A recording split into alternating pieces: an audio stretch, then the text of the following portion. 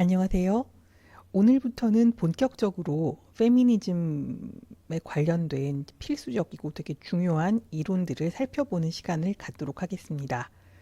자, 그런데 페미니즘 이론은 사실 이제 그 전 세계적으로 되게 다양하게 있어요. 근데 우리는 그 중에서도 70년대까지 굉장히 중요한 이론으로 분류되었고, 지금도 실제로 그 예술 현상을 분석하는데 굉장히 많은 이제 그 영향력을 행사하고 있는 프랑스의 논의들을 주로 살펴볼 예정입니다.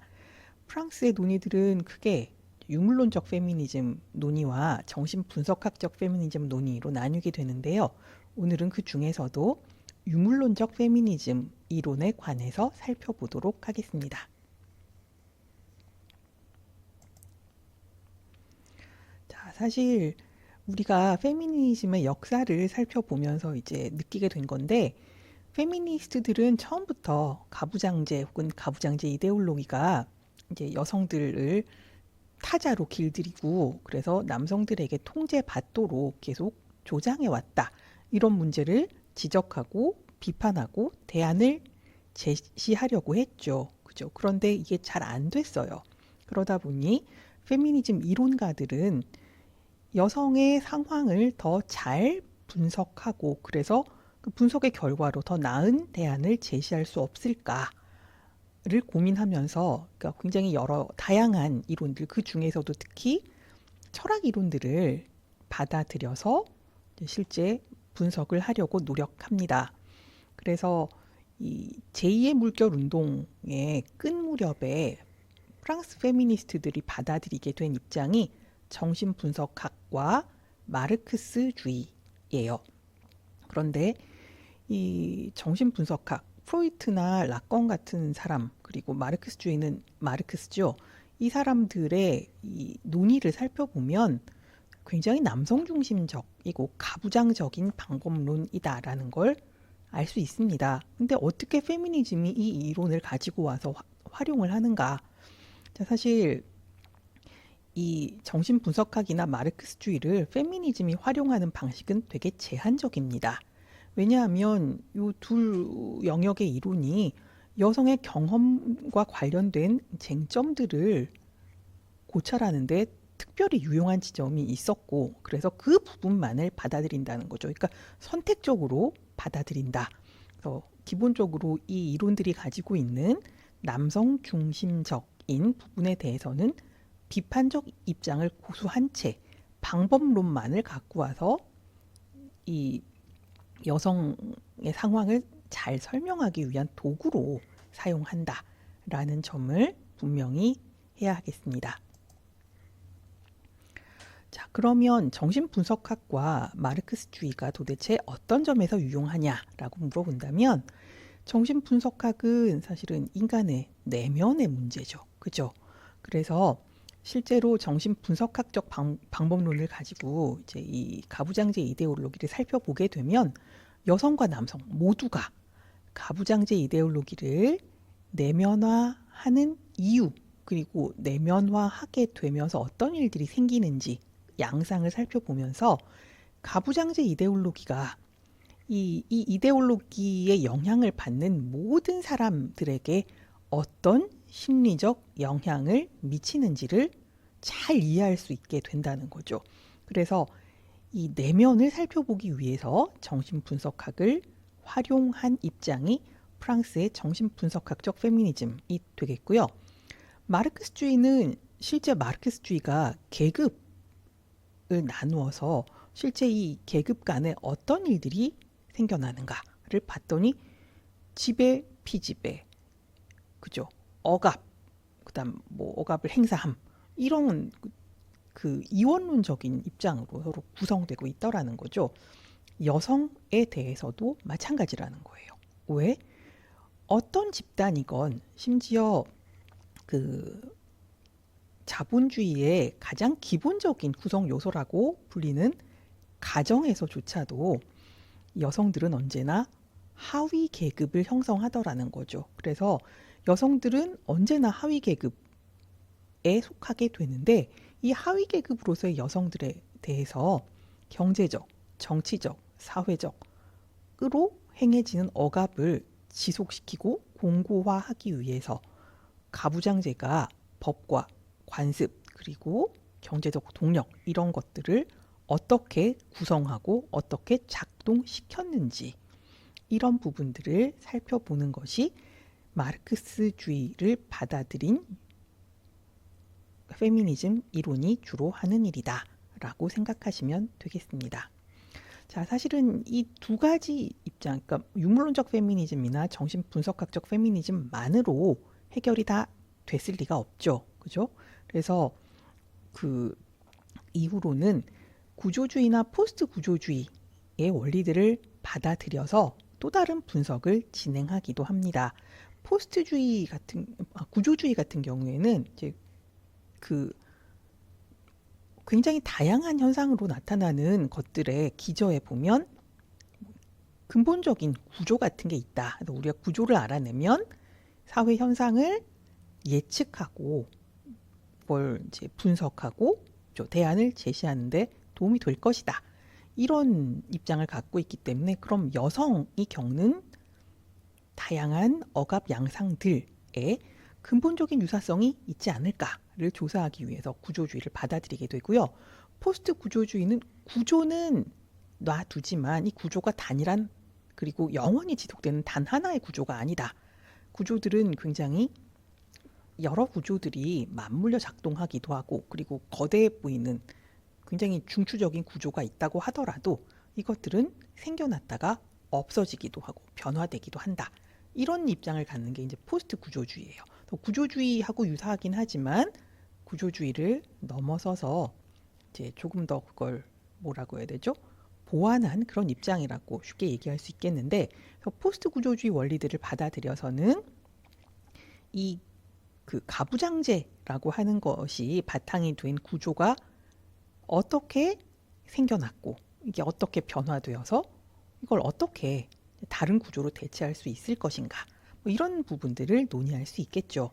그래서 잠깐 설명한 것처럼 페미니즘이 이렇게 진행하고 있는 논의들은 굉장히 열려 있고 그 뭐라 그래야 되죠? 뭐 배타적이거나 뭐 이런 입장은 원래 아닙니다.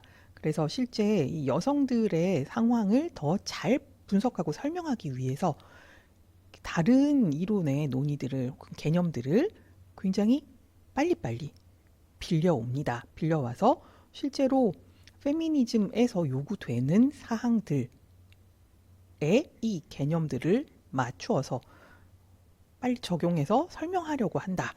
뭐 이렇게 얘기할 수 있겠고 사실은 신속히 다른 이론의 개념들을 적용해서 사회를 변혁시키려고 노력한다가 페미니즘의 최고의 강점이라고 할 수 있겠습니다.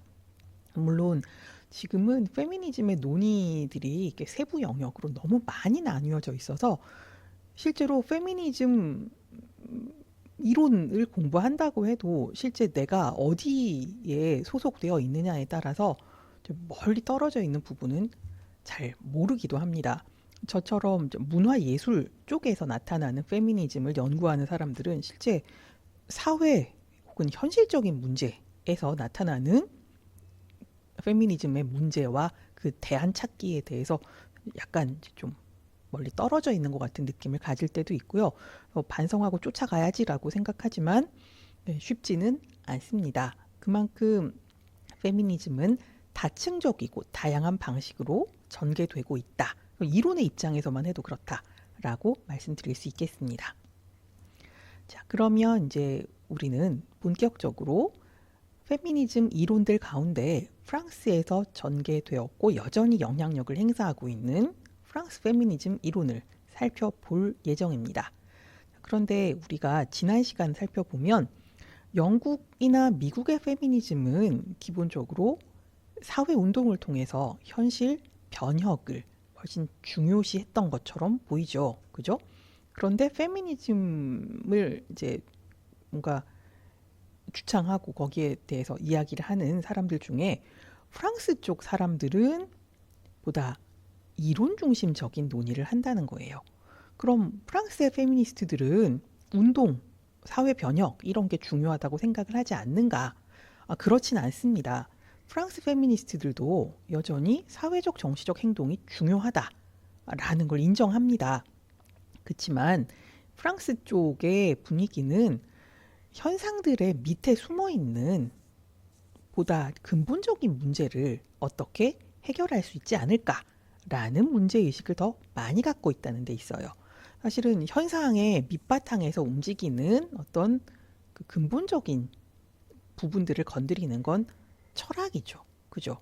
그래서 프랑스의 페미니스트들은 철학적인 차원에서 여성들의 문제를 이렇게 조망하고 해결책을 찾아보고 이런 입장을 더 강하게 갖게 된 거죠. 그래서 프랑스의 페미니즘 이론이 이렇게 지금도 계속 이제 전개되고 있는데 우리가 최신의 이론을 소개하는 수업은 아니죠. 이게 그 교양 수업이다 보니 이미 쭉 전개가 되었고 거기에 대한 비판과 평가가 끝나서 정리된 이론을 제가 가르쳐요. 그러다 보니까 프랑스 이론이 가장 이제 거기에 합당한 이론이어서 그걸 소개하는 것이고요. 그래서 우리가 이제 정리되어서 이미 논의가 끝난 프랑스 페미니즘 이론 중에 유물론적 페미니즘과 정신분석학적 페미니즘 이 두 가지 흐름을 나누어 살펴보려고 합니다. 먼저 오늘 우리가 살펴보려고 하는 유물론적 페미니즘은 실제로 사회가 여성에 대해서 어떤 방식으로 억압을 구체화하고 지속하는가 이런 부분을 살핍니다. 그런데 여성에 대한 억압은 거의 전방위적으로 일어나죠. 그죠? 근데 유물론적 페미니즘은 경제적 억압 그리고 이 경제적 억압을 지속 가능하게 만드는 사회적인 억압 이 두 가지 문제에 보다 포커스를 맞추어서 분석을 진행합니다. 자, 그러면 이걸 하기 위해서 그 동원되는 것들은 뭐냐? 유물론적 페미니즘의 입장에서는 사회가 여성을 억압하기 위해서 반드시 필요한 조건들이 있다는 거죠. 그게 뭐다? 일단은 물질적, 이건 신체적. 그러니까 여성의 운신의 폭을 좁히는 조건이 뭐가 있는지, 그리고 경제적 조건, 이건 뭐 여성은 노동자가 아니다 라고 이야기하는 이 조건, 그리고 물질적, 경제적 조건을 가능하도록 만드는 훨씬 더 뭐라고 해야죠? 훨씬 더 근본적인 조건, 그게 뭐겠어요? 가부장적인 전통 혹은 가부장적 전통이 만들어낸 제도, 이런 것들을 검토하는 게 유물론적 페미니즘의 입장이 되겠습니다. 자, 이렇게 얘기하니까 너무 추상적이죠, 그죠? 그럼 이런 것들이 어떻게 사회에서 이렇게 활개를 치고 이게 이제 드러나서 보이지 않는 힘을 행사하는가? 자, 이게 제가 보이지 않는 힘이라고 하는 거는 전통, 제도 이런 것들은 기본적으로 이데올로기의 문제예요. 이데올로기들이 제대로 서게 되면 그것들이 현실적으로 역량을 발휘하게 되는데 유물론적 페미니즘에서 살펴보는 건 여성과 남성은 원래 다른데 남성이 더 우월하고 여성이 더 열등하기 때문에 남성이 리드를 하는 거야. 이게 사실은 가부장적인 신념, 가부장적 이데올로기의 핵심이죠. 그죠? 이 차이에 대해서는 우리가 자연 개념 뭐 이런 걸 통해서 살펴봤는데 실제로 가부장적인 이데올로기는 남성하고 여성은 원래 달라. 뭐가 달라요? 남성은 남근을 가지고 있는데 여성은 그걸 갖고 있지 않아. 결핍된 존재야. 이렇게 시작한다는 거예요. 그죠? 결핍된 존재여서 남성이 뭔가 중요한 일을 담당하는 게 맞아. 게다가 여성은 남근 대신에 자궁을 갖고 있는데 자궁은 언제나 인간을 재생산하는 목적으로 활용되어야 한다라는 거죠. 그래서 여성이 인간을 재생산하기 위해서는 생식을 해야 되는데 그 생식을 할 수 있는 상대를 딱 정해서 묶어버린다는 거예요. 그게 결혼이에요. 그래서 결혼을 통해서 아이를 낳게 되면 여성은 모성을 통해서 아이를 잘 기르고, 그죠? 그게 뭐예요? 양육에 힘쓰고 뭐 이런 거예요. 양육에 힘써서 훌륭한 사회 구성원으로 만들어내야 하고 이런 이제 것들이 사실은 가부장제 이데올로기로부터 파생된 거고 이런 것들이 법, 관행, 제도 전통 이런 이름으로 사회의 곳곳에 침투해 있더라는 거죠. 이 모든 것을 검토하는 것이 사실은 유물론적 페미니즘이 하는 일입니다. 자, 실제로 이런 전통, 관례 이런 것에 문제를 제기했던 대표적인 페미니스트 이론가가 시몬 드 보부아르예요. 시몬 드 보부아르는 제2의 성이라고 하는 책을 쓰면서 이제 거의 뭐 유물론적 페미니스트의 왕언니, 시조 이런 이제 그 수식어를 갖게 됐는데 사실 자신은 스스로 유물론적 페미니스트라고 생각하지는 않았던 것 같아요. 뭐 본인이 어떻게 생각했건 하지만 제2의 성이라고 하는 책이 전 세계적으로 퍼져나가서 페미니즘 운동, 특히 그 미국에서 전개되었던 제2의 물결 운동에도 굉장히 큰 영향을 주게 됩니다. 자, 그러면 우리는 시몬 드 보부아르로부터 논의를 시작해 볼 예정입니다. 시몬 드 보부아르는 철학자예요. 굉장히 드문 20세기 중반의 여성 철학자예요. 그런데 우리는 시몬 드 보부아르를 철학자로 알기보다는 다른 철학자인 쟈-폴 사르트르의 연인으로 더 잘 알고 있죠. 사실 그런 부분을 시몬 드 보부아르가 참기가 참 힘들었던 것 같아요. 왜? 20세기 중반까지만 해도 철학은 남성의 영역입니다. 여성이 철학을 한다라는 걸 받아들이기 힘든 시대였다는 거죠. 그럼에도 불구하고 이제 시몬 드 보부아르는 그 모든 이제 사회적인 어떤 편견을 극복해내고 철학자로 자리 잡기를 원했던 거죠. 근데 그 와중에 굉장히 많은 힘든 일을 겪었을 거예요. 그러다 보니 시몬 드 보부아르는 왜 도대체 남성과 여성을 이토록 다르게 취급하는가를 문제시하고 거기에 대한 연구를 하게 됩니다. 그래서 시몬 드 보부아르가 살펴봤더니 적어도 가부장제 사회에서는 남성과 여성을 바라보는 시각이, 다시 말해 규정하는 방식이 다르더라라는 거죠. 가부장제 사회에서는 언제나 남성을 근본적인 주체로 여깁니다.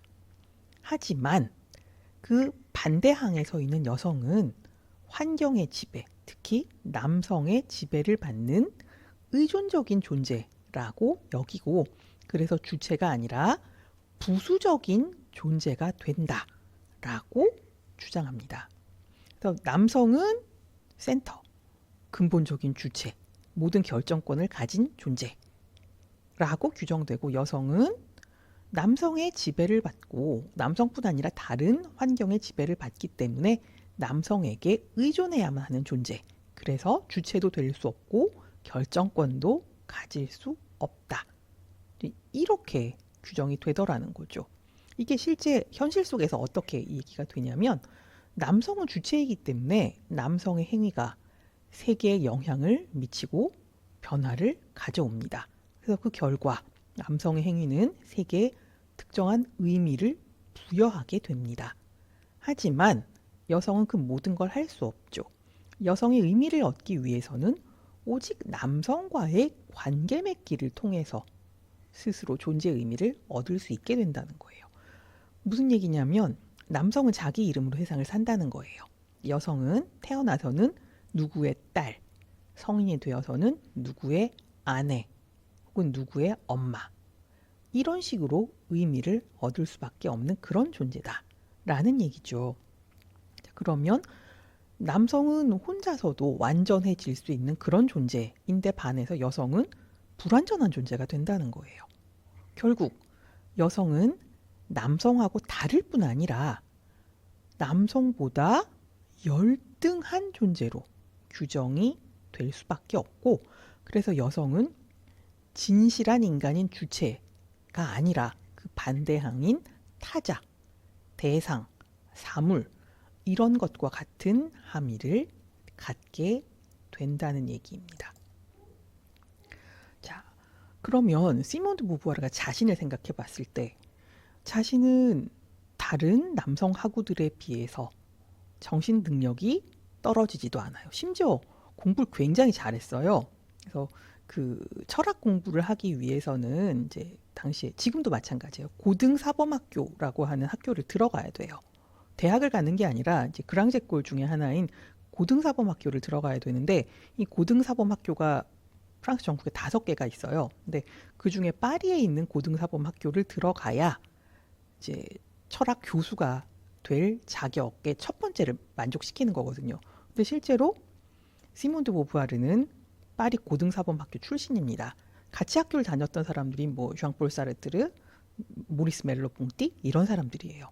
근데 그 중에서도 공부를 제일 잘했던 걸로 알려져 있어요. 그래서 정신 능력, 이성의 힘 이런 걸 보자면 전혀 자기가 주체가 되지 못할 이유가 없는데 사회는 나를 항상 타자로 보더라. 왜 이런 일이 생기는가? 고민을 하게 됩니다. 그 결과 이제 얻게 된 결론이 뭐냐면 여성은 그렇게 태어나는 게 아니라 자라면서 사회의 어떤 통념에 의해서 만들어지는 것이더라 라는 주장을 하게 되죠. 여성은 세상에 태어났을 때 원래 약간 뭐라 해야 돼 순종적이고 그죠? 함부로 나서지 않고 이런 존재로 태어나는 게 아니라 여성으로 태어나서 다시 말해 남근을 가지지 않은 채 세상에 태어나서 남성 중심인 가부장제 아래에서 자라게 되면 교육을 통해서 여성적인 존재가 되도록 길들여진다는 거예요. 이때 여성적인 존재는 뭐겠어요?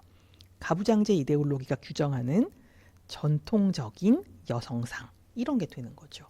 그죠?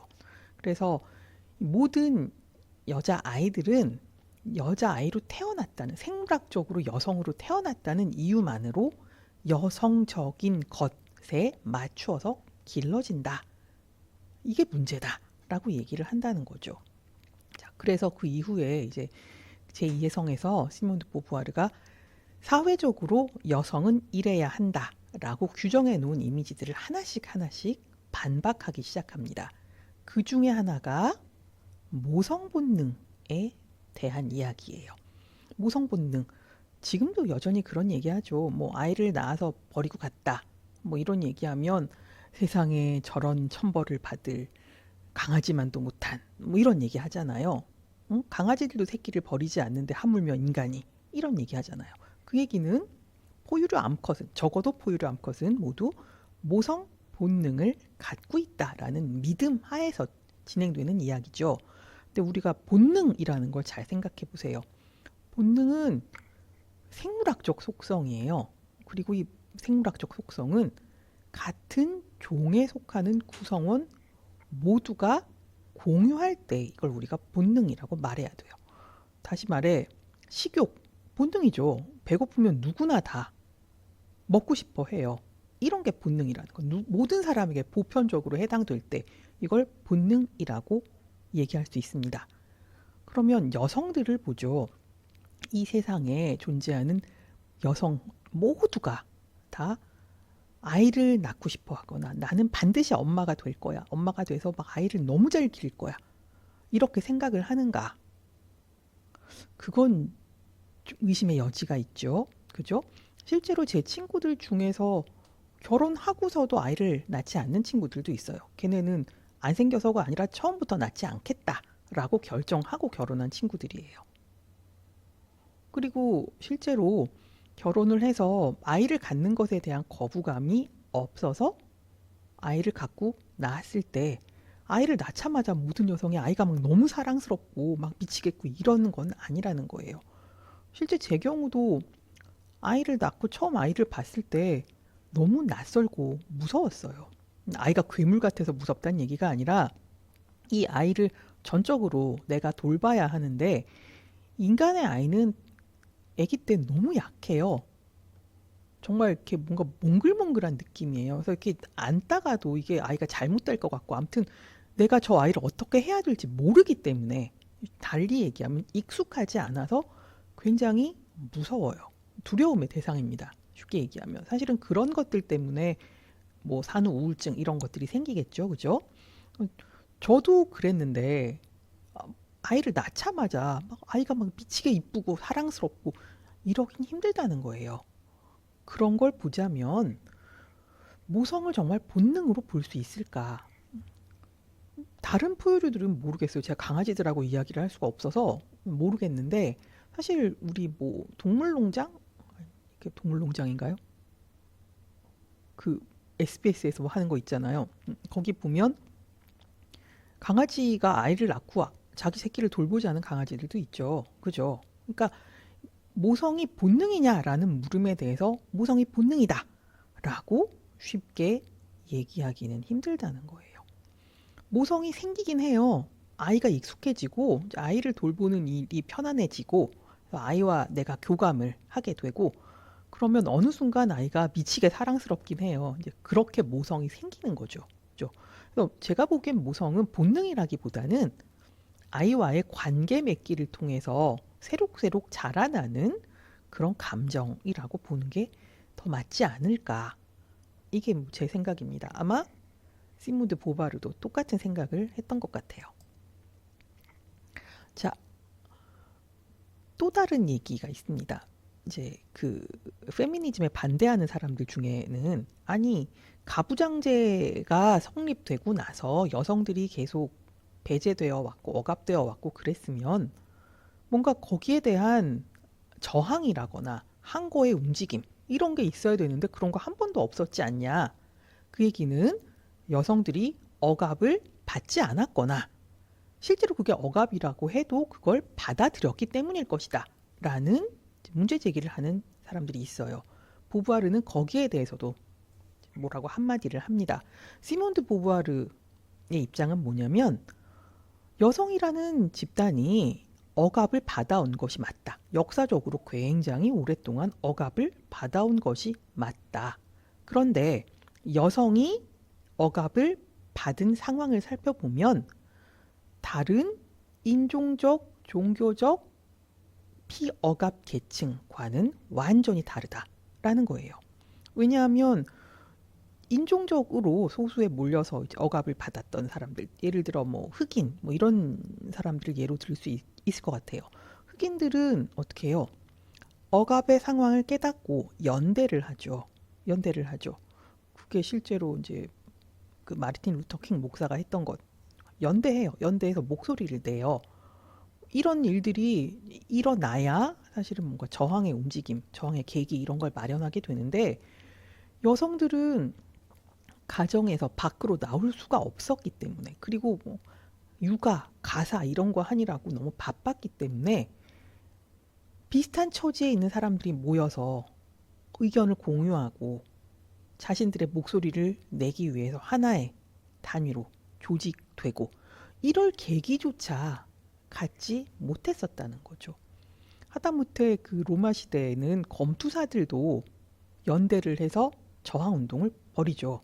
여러분들 그 미드로 요새 너무 유명하죠. 요새가 아니라 좀 됐죠. 스파르타쿠스의 난 이런 거 보시면 노예, 뭐 검투사 이런 피억압 계급들이 연대를 해서 목소리를 냅니다. 이런 일들이 있어 왔는데 여성은 하나로 목소리를 내기 위해서 연대할 그럴 기회조차도 가지지 못했다는 거예요. 그러다 보니 여성들만의 전통, 여성들이 겪었던 억압 이런 것에 대한 기록조차 역사에서 찾아볼 수 없다는 거죠. 그러니까 시몬드 보부아르가 보기에는 이 여성은 역사적으로 있어 왔던 피억압 계급 중에 가장 불쌍한 계급이라는 거예요. 연대할 기회조차도 갖지 못했기 때문에 이게 이제 시몬드 보부아르의 주장입니다. 자, 이 부분은 이제 여기 천천히 읽어보시면 되고요. 자료들 가지고 있을 테니까 천천히 읽어보세요. 이건 이제 시몬드 보부아르를 다시 재해석하는 제니퍼 헨슨의 입장입니다. 자, 사실 여성이 연대할 만한 기회도 갖지 못했다라는 거는 여성이 처해 있는 특수한 상황 때문이다 라고 시몬드 보부아르가 이야기를 하는데요. 시몬드 보부아르가 보기에는 여성은 다른 여성이 아니라 남성에게 전념하도록 길들여졌다. 이런 얘기예요. 여성은 어떤 여성? 자신과 계급, 인종, 종교가 다른 여성보다는 자신과 계급, 인종, 종교가 같은 남성에게 훨씬 전념하도록 키워진다. 무슨 얘기냐면 그 부르주아 여성들 같은 경우, 혹은 귀족 여성들 같은 경우에는 자기가 살고 있는 가정이라는 공간 안에 자신과 계급이 같은 남성, 남편이나 아들, 뭐 이런 존재 말고도 자신을 돌봐주는 도와주는 분들이 있잖아요. 뭐 하녀라거나 뭐 도움이라거나 이런 분들 분명히 같이 있어요. 그런데 자랄 때부터 계급적인 단절, 너는 항상 너랑 같은 계급의 남성에게 종사하고 그의 아이를 낳아서 대를 이어주고 이런 식의 교육을 받기 때문에 이 자기보다 낮은 계급의 여성이 같은 공간에서 겪게 되는 불합리한 상황에 대해서도 눈을 감을 수밖에 없도록 그렇게 자라서 여성 그 다른 계급의 여성의 뭔가 불편한 상황을 전혀 몰라주는 여성을 우리가 흔히 욕하게 되는데 그건 그 여성의 문제가 아니라 구조적인 문제다라고 얘기를 하는 거죠. 심지어 여성은 자기랑 동일한 계급, 인종, 종교 내에 있는 사람들에서조차도 여성보다는 남성에게 전념하도록 키워진다. 그래서 이렇게 특히 계급이 높은 여성일수록 여성에 대한 그러니까 다른 여성에 대한 관심보다는 자신과 계급, 종교, 인종이 같은 남성에게 전념할 수밖에 없다. 이게 구조적인 문제고 이런 구조를 강화시켰던 게 가부장제 이데올로기다. 이렇게 분석을 하게 됩니다. 그리고 이런 이제 시몬 드 보부아르의 이야기가 이후 크리스틴 델피라고 하는 이제 유물론적 페미니즘의 대표 선수예요. 이런 이론가에게 굉장히 커다란 영향을 준다는 건 의심의 여지가 없겠죠. 그래서 우리는 이제 유물론적 페미니즘의 두 번째 주자로 크리스틴 델피의 입장에 대해서 살펴보도록 하겠습니다. 크리스틴 델피는 이제 그 시몬드 보부아르의 입장에서 한 걸음 더 나가서 방법론을 확고하게 딱 구축을 합니다. 그게 뭐냐면 마르크스주의예요.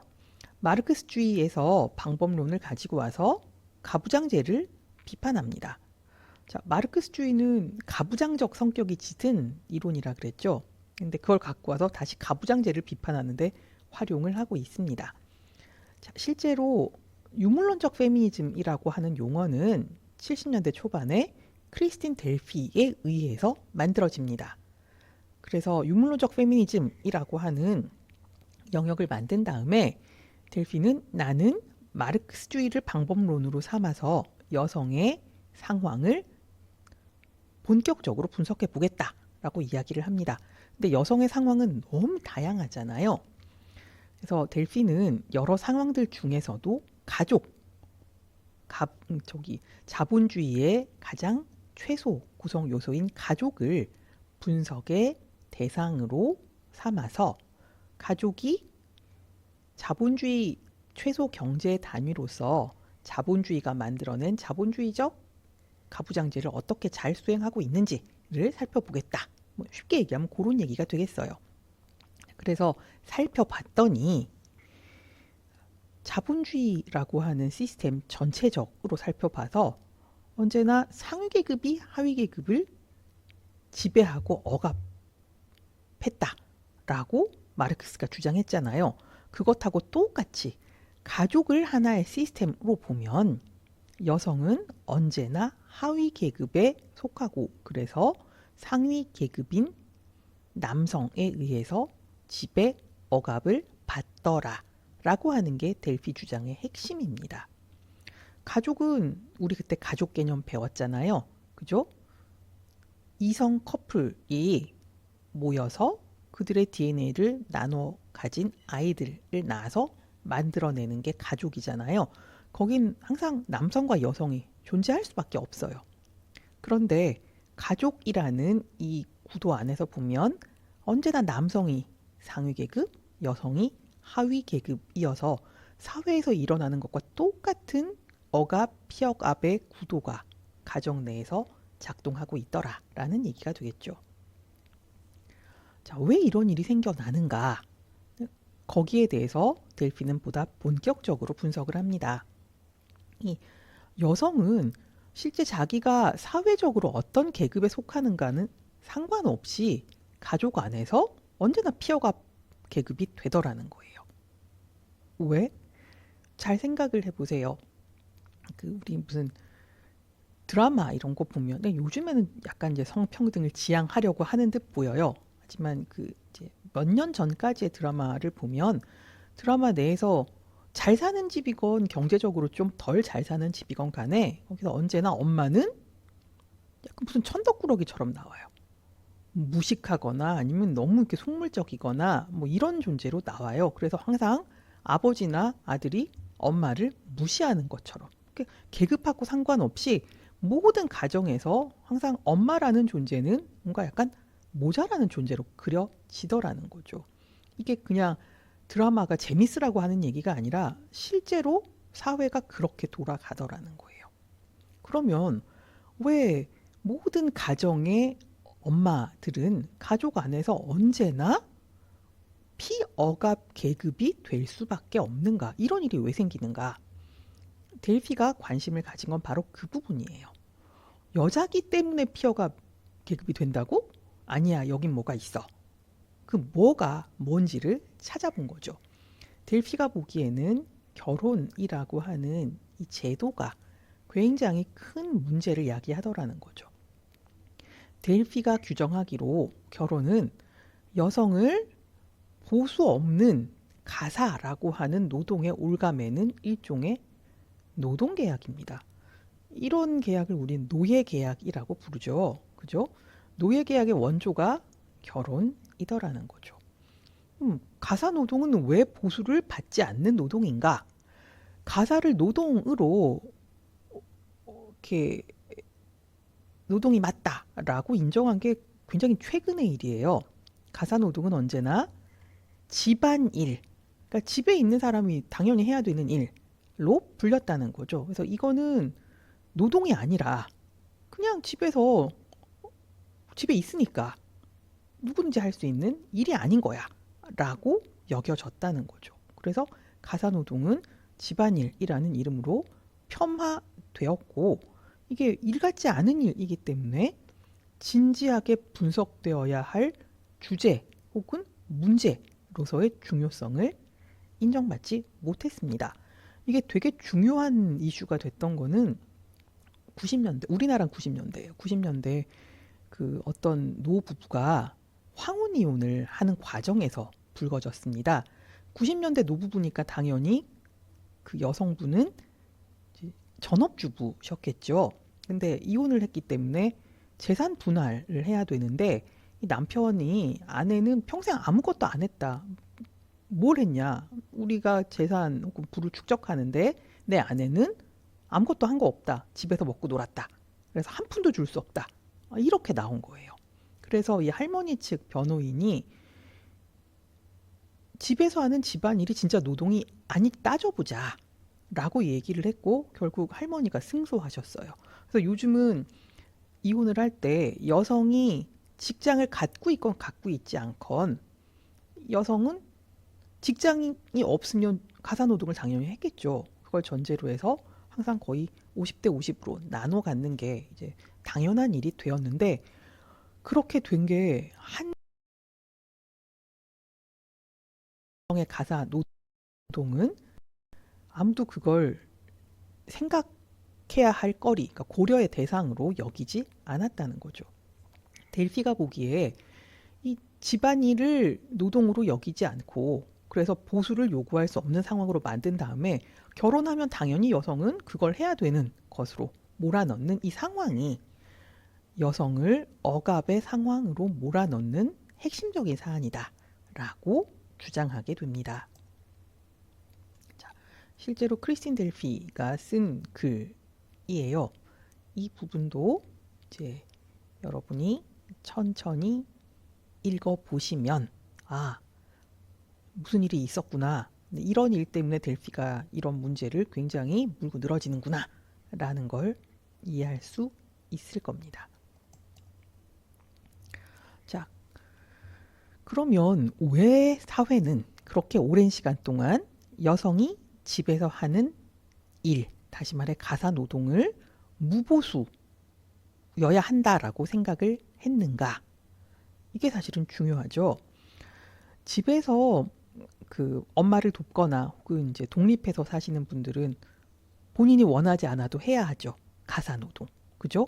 먹고 남은 치워야 되고 청소도 해야 돼요. 안 그러면 정말 너무 끔찍해서 들어가고 싶지 않을 거예요. 그리고 빨래도 해야 돼요. 안 그럼 입고 나올 옷이 없죠. 그죠? 자, 해보면 이게 되게 시간도 많이 걸리고 힘도 많이 드는데 별로 표도 안 나는, 그래서 참 뭔가 비효율적인 일처럼 느껴진다라는 걸 경험을 하실 거예요. 집에서 엄마 청소기 돌리거나 이러면 다들 약간 모른 척하고 자는 척하고 뭐 이렇게 되잖아요. 왜? 안 하면 표 나는데 해봐야 별로 표도 안 나고, 그리고 되게 힘든 일이라는 걸 모두 알기 때문이에요. 그러면 우리 모두 다 안다는 거예요. 가사노동이라고 하는 게 집 밖에 나가서 이제 남성들이 흔히 그들의 말로 생산적인 일, 임금을 받아오는 일, 이런 거를 위해서 하는 노동보다 시간이 덜 들거나 덜 힘들거나 덜 중요해서 라기보다는 가부장제라고 하는 이 이데올로기가 여성을 노동하지 않는 자, 그렇기 때문에 집안에서 뭔가 해야 되는 이런 일, 그거라도 하는 존재로 규정하기 때문에, 그래서 집안일은 집 안에서 하는 일로 불리게 되고 그걸 오롯이 여성들이 맡아왔다는 거죠. 그런데 집안에서 하는 일은 언제나 노동이 아닌 걸로 여겨진다는 거죠. 왜? 사실 청소한다고 해서 그게 무슨 잉여 가치를 낳진 않죠. 그죠? 빨래를 한다고 해서 빨래를 했더니 내 옷에 플러스 알파가 붙는 건 아니잖아요. 그죠? 그래서 뭔가 이 노동이라고 하는 게 잉여 가치를 낳는 것으로 한정되는 한 여성이 하는 가사 노동 모두는 노동으로 여겨질 이유가 없었던 거죠. 그래서 20세기 중반까지만 해도 사람들의 생각에, 아니 잉여 가치를 낳지 않는 일을 하는 거는 일을 안 하는 것과 같은 거고, 일을 안 하는 사람은 당연히 보수를 기대해서는 안 되지. 집에서 집안일을 하는 여성들이 뭘 거기에 대한 대가를 바래. 그냥 애 낳아서 키우다 보면 아이를 먹이고 씻기고 치우고 해야 되니까 그 연장선상에서 다 하는 거고 그건 당연한 거야. 이렇게 생각을 했다는 거죠. 그래서 집안일은 노동으로 여겨지지 않았고, 집안일을 하는 사람은 보수를 기대해서는 안 되고, 이 집안일로 여성을 밀어넣는 굉장히 중요한 제도는 결혼이고, 이런 논리가 성립이 된다는 거죠.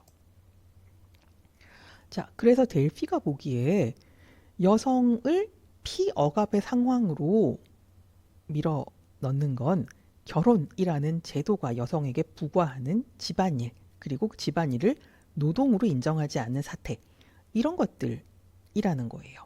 그래서 이런 불평등은 항상 제도와 함께 시작되고, 이 제도의 뒤에는 가부장제 이데올로기가 있는데, 이 가부장제 이데올로기는 항상 여성과 남성 사이에 불평등한 권력 행사에 놓여 있더라 라는 게 델피의 입장입니다.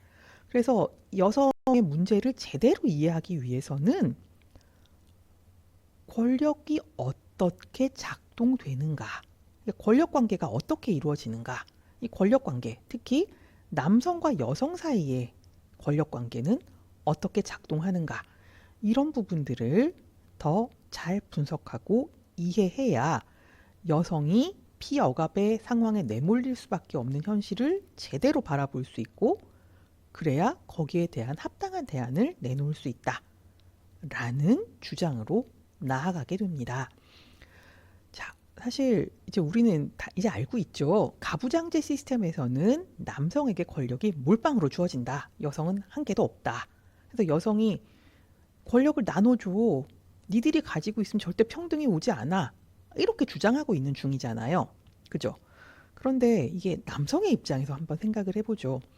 남성이 되게 못됐기 때문이 아니라 여태까지 굉장히 오랫동안 모든 권력을 갖고 있었어요. 그런데 어느 날 갑자기 저기 있던 누군가가 나타나서 야, 권력을 나눠줘. 너 혼자 갖고 있는 건 문제야. 라고 얘기를 한다면 그렇구나. 가져가. 이렇게 말할 사람이 몇 명이나 되겠냐는 거죠. 이게 현실이라는 거예요. 그래서 여전히 가부장제 시스템이 작동하고 있고 지금도 여전히 많은 남성들은 가부장적인 남성으로 자라왔어요. 뭐 잘잘못을 떠나서 여전히 가부장제 이데올로기가 이게 주류이기 때문에 원컨 원하지 않건 많은 남성들은 가부장적인 남성으로 자라왔다는 거죠. 그러다 보니 기득권을 내려놓고 싶어 하지 않는다는 거죠. 왜? 자신들이 권력을 독점하고 있으면 살기가 훨씬 편하다는 거예요. 근데 뭐하러 권력을 나눠주고 불편하게 살겠냐는 거죠.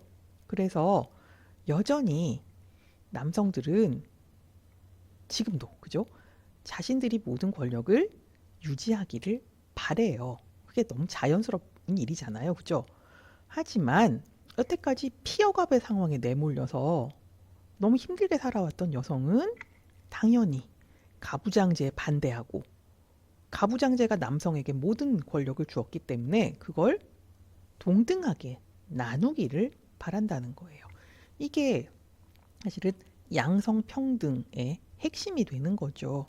그래서 이거 순순히 그냥 자발적으로 권력을 나눠주지 않으니까 어떻게 해요? 법률을 제정해서 나타나는 현상에서 몇 퍼센트 이상을 여성에게 나눠줘라 라고 강제적으로 지금 하고 있는 거잖아요.